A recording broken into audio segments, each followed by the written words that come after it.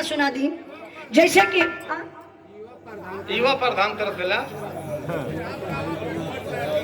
ईवा प्रधान जी के नाम से पप्पू राजभर बड़े भैया जी की तरफ से 100 रुपए का पुरस्कार, बहुत बहुत प्रणाम, आशीर्वाद कचा रही। अब मास्टर साहब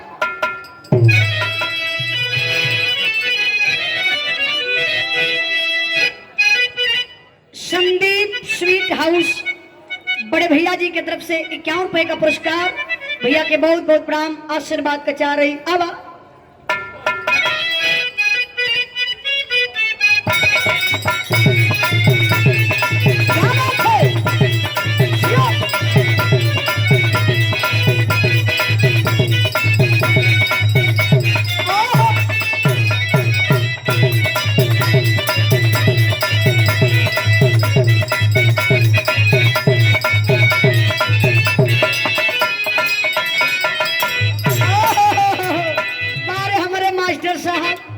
तो 2 साल उम्र और बढ़ जाए। इनकर तो 8 साल और बचल है। तू ज्योतिषी भल हुआ एक दिन 8 बाबा बताओ तो। मास्टर साहब बड़ा बढ़िया गीत बजौलन। कोनो दुल्हन का दुल्हा तनी शराबी रहल। अच्छा जब वो 2-4 पैक मार ले तो पूरे इंडिया का नंबर 1 आदमी अपने आप के समझे। एक दिन पी के एकदम लोमड़ियात के दुआरे आए के गिर गए। मेहररुआ कलश को हो ही बतावा, जब सुबह हो जाई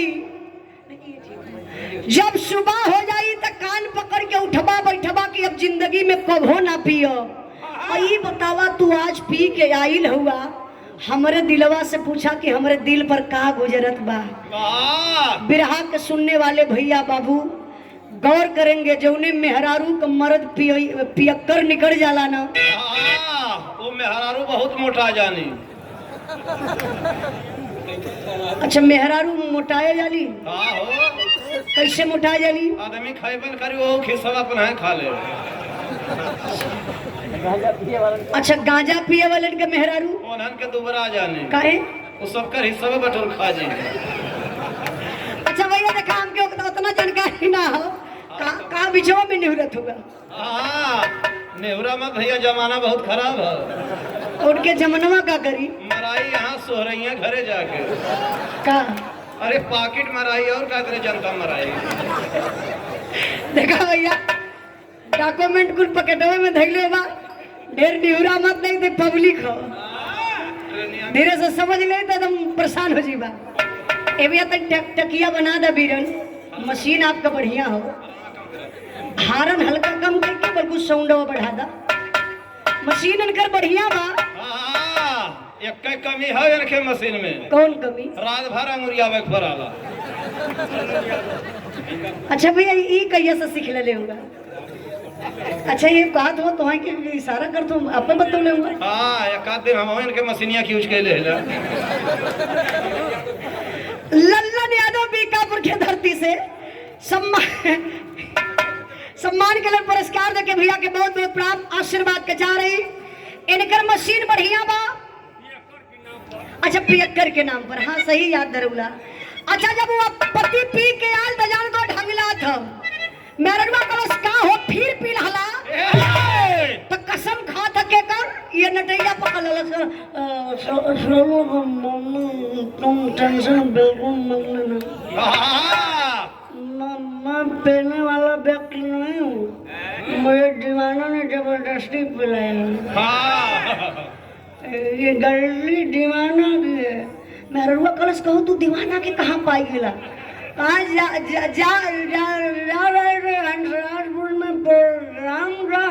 बगल में दावत खा रहे थे। दावत बगल में खा रहे थे, जबरदस्ती पैक में पैक लड़ा दी। अब ले पिए तो अपने हुआ दोषी के बनौले दीवाना के। दीवाना 10 गाड़ी सुन करो दो आवाज तो हरी।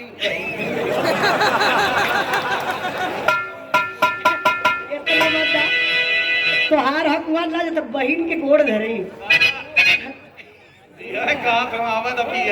अच्छा ये कहला दीवाना भैया कहले कि अच्छा पिया करवा के हम तो घबरा गेली। दीवाना भैया कहले कि आवा तोहरी बहिन के तो पी के हम बदनाम करत हुआ।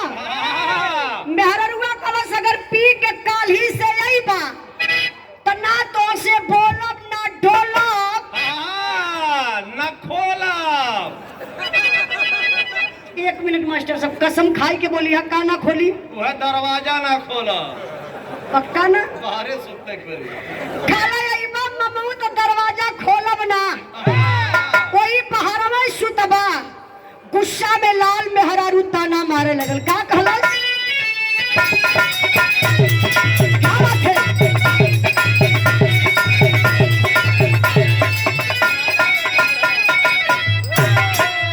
इहे कहत बा मास्टर साहब, खाली फुसलाई के करवला कटनिया, खाली फुसलाई के करवला कटनिया, कहीं कभी ओला ना झुलनिया ना।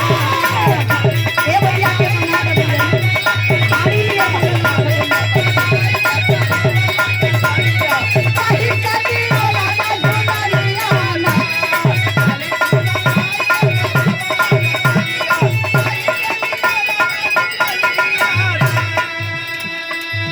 मरद पियले बा लेकिन बड़ी चालाक बा, अपन चालाकी दिखा देलस। मरद कहलस, का कहलस?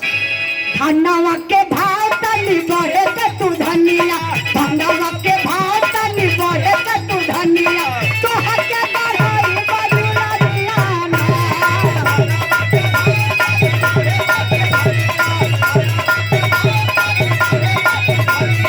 तो हके बढ़ाई बजुला दियाना।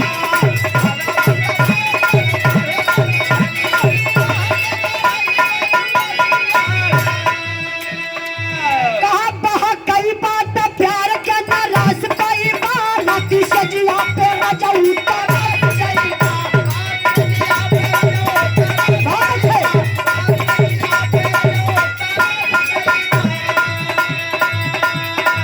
हमारा से